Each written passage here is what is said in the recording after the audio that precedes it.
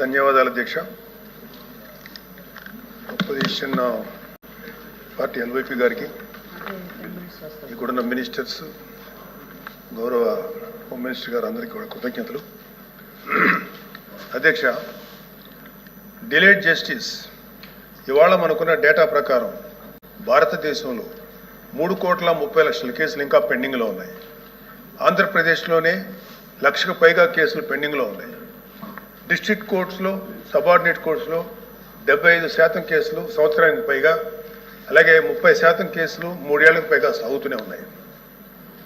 దీన్ని కేవలం mere data కింద మనం చూడలేము అధ్యక్ష.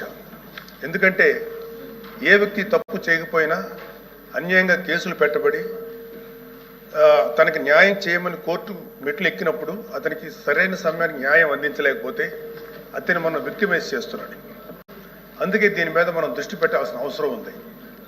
గుంటూరు జిల్లాలో ఎగ్జాంపుల్ అధ్యక్ష, గుంటూరు జిల్లాలో రోజు కూలీ చేసుకునే ఒక సామాన్యుడు ఒక దొంగతనం కేసులో అరెస్ట్ అయితే తనకి లాయర్ని పెట్టుకునే స్తోమత లేక ఆ కేసులో కోర్టులో 6 సంవత్సరాల పాటు జైల్లో ఉండాల్సి వచ్చింది. చివరికి అతను ఏ తప్పు చేయలేదని కోర్టు తీర్పిచ్చింది. సో ఈ 6 సంవత్సరాలు మనం అతనికి ఎలా కాంపెన్సేట్ చేయగలుగుతాం అధ్యక్ష? దీనికి తోడు పొలిటికల్ వెండెట్టాతో పెట్టే కేసులు, ఇది కేవలం ఒక పార్టీకి కన్ఫైన్ చేయట్లేదు అధ్యక్ష. రాజకీయ కక్షతో మన జ్యుడిషియల్ సిస్టమ్ని అధికారంలో కొంతమంది వాళ్ళ కన్వీనియన్స్ కోసం వాడుకుంటే లాని వెపనైజ్ చేస్తే చాలామంది నిర్దోషులకి వాళ్ళ కెరీర్లో ఒక బ్లాక్ మార్క్గా మిగిలిపోతుంది. ప్రభుత్వ ఉద్యోగాలు అప్లై చేసుకోలేరు. ప్రైవేట్ సంస్థల్లో ఉద్యోగాలు అప్లై చేస్తే బ్యాక్గ్రౌండ్ చెక్లో ఫెయిల్ అయిపోతున్నారు.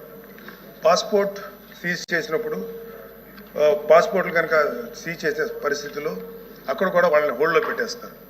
అలాగే సీజ్ అయిన పాస్పోర్ట్ ల్యాప్స్ అయ్యి విదేశాల్లోకి వెళ్లాల్సిన వాళ్ళు కానీ, వాళ్ళ తల్లిదండ్రులని, వాళ్ళ పెద్దవాళ్ళని కొన్ని ట్రీట్మెంట్స్ కోసం విదేశాలు తీసుకెళ్లవలసిన వాళ్ళు కానీ వాళ్ళ పాస్పోర్ట్ సీజ్ చేయడం వల్ల చాలా ఇబ్బందులు పడుతున్నారు అధ్యక్ష. వీళ్ళకి జరిగే నష్టాన్ని మనం కాంపెన్సేట్ చేయలేం. Just because they are political involved we cannot make them scapegoats. ఇలాంటి ఫ్యాబ్రికేటెడ్ కేసుల వల్ల చాలా సమస్యలు ఉన్నాయి అధ్యక్ష.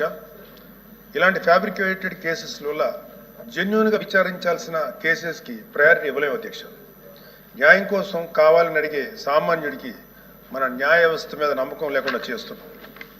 ప్రజాస్వామ్య వ్యవస్థనే బలహీనపరుస్తున్నట్టు గవర్నెన్స్లో మనకి మోరల్ అథారిటీ లేకుండా పోతుంది. సో అందుకే మనందరం పాలసీ పరంగా ఇలాంటి పొలిటికల్ ఫ్యాబ్రికేటెడ్ కేసుల్ని ఎదుర్కోవాల్సిన అవసరం ఉంది. ఇలాంటి తప్పుడు కేసులు పెరుగుతూ పోతున్నప్పుడు మనం చూస్తూ కూర్చుంటే మనం కేవలం అమాయకులు పనిష్ చేస్తున్నట్టే కాదు అధ్యక్ష, మన న్యాయ వ్యవస్థ తాలూకు శాంక్టిటీని కూడా డిస్ట్రాయ్ చేస్తున్నట్టు. So we have to take responsibility as lawmakers, leaders and representatives to ensure that justice not delayed, justice not denied and justice misused. అందుకే ప్రతి పొలిటికల్ సెన్సిటివ్ కేసు మీద ఎటువంటి పక్షపాతం లేకుండా ఇండిపెండెంట్ రివ్యూ జరిపి ఆ తాలూకు కేసుల మీద ఇంటెంట్ మీద త్వరగా డెసిషన్ తీసుకోవాలి అధ్యక్ష. న్యాయ వ్యవస్థ త్వరగా పనిచేయడానికి జ్యుడిషియల్ వేకెన్సీస్ని ఫిల్ చేయడంలోనూ ఫాస్ట్ ట్రాక్ మెకానిజంని క్రియేట్ చేయడంలోనూ సమగ్ర దృష్టి పెట్టాల్సిన అవసరం ఉంది అధ్యక్ష. ఇవి ఏవి కూడా లగ్జరీస్ కాదు, నెసెసిటీస్ అధ్యక్ష. So what I want to end with a powerful quote by doctor BR Ambedkar.